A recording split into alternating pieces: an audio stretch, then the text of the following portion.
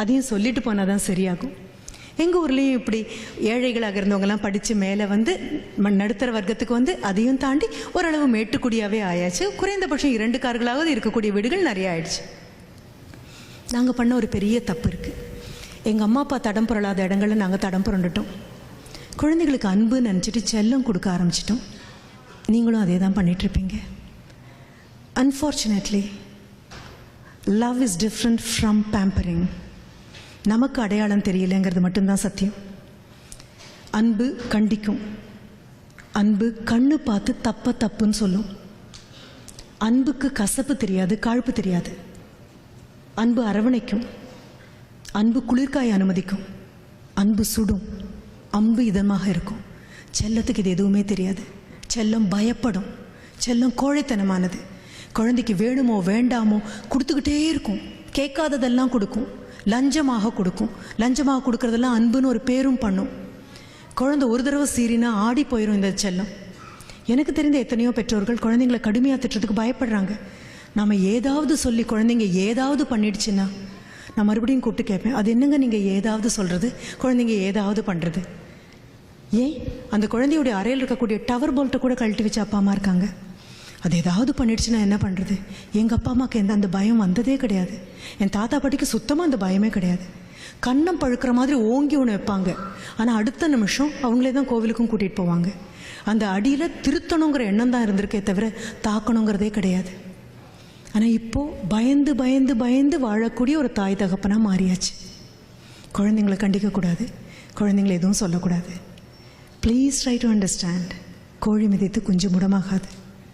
அப்பா அம்மாவும் ஆசிரியரும் கண்டித்து இதுவரைக்கும் கெட்டுப்போன குழந்தைங்க கிடையாது கிடையாது. கண்டிப்புக்கும் கடுமைக்கும் வித்தியாசம் தெரியாமல் போகும்போது வேணால் சின்ன சிராய்ப்புகள் ஏற்படலாம். கண்டிப்பு ரொம்ப ஆரோக்கியமானது. அப்படி இருக்கும் பட்சத்தில் அப்பா மகனை கண்டித்தால், உங்கள் ஊர்லேயும் அதெல்லாம் இருக்குதுன்னு நினைக்கிறேன், எங்கள் ஊரில் இன்னும் மிச்சம் இருக்குது. அப்பா மகனை கண்டித்தா தயவு செஞ்சு அம்மா குறுக்க பாயாமல் இருங்க. அவ்வளவு.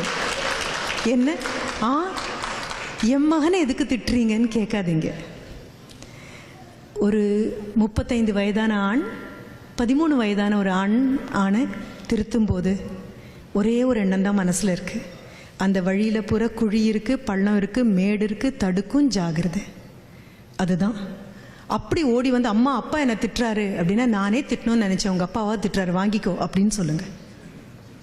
அதே மாதிரி அம்மா மகளை கண்டிக்கும்போது I request all the fathers, the darling fathers, குறுக்க பாயாதீங்க ப்ளீஸ்.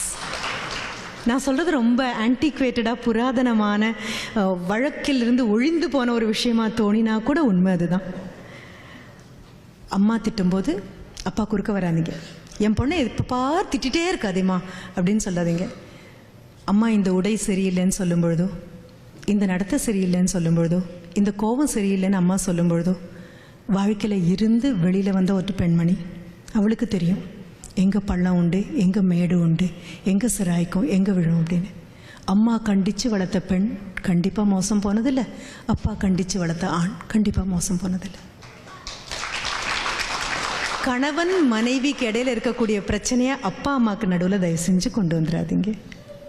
நமக்கு 2 பேருக்கும் கோவம்னா உள்ளே போய் அடிச்சுக்கலாம். குழந்தைங்களுக்கு நடுவில் கொண்டு வந்துடாதீங்க. கண்டித்து வளர்க்குறது ரொம்ப அழகான விஷயம்.